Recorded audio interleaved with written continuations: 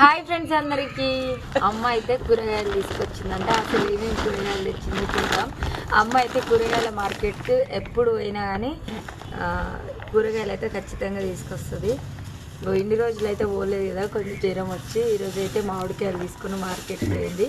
కూరగాయలు ఎన్ని తెచ్చిందో అని ఆశపడ్డా కానీ కూరగాయలు అయితే ఏంటి టమాటాలు, పచ్చిమిరపకాయలు, కొత్తిమీరేనమ్మా. కొత్తిమీర వేస్తుంది. మాకైతే మా చిన్నప్పటి నుంచి కొత్తిమీర లేని కూర చేయము మేము. ఎందుకంటే మా అమ్మ నేను చిన్నగా ఉన్నప్పటి నుంచే కాదు, అమ్మ చిన్నగా ఉన్నప్పటి నుంచి పండ్లు అమ్మిందనమాట. ఇంకా ఇప్పుడేమో నిమ్మకాయలు కాబట్టి కూరగాయల మార్కెట్కి వెళ్తుంది, అప్పుడేమో పండ్ల మార్కెట్కి వెళ్ళేది.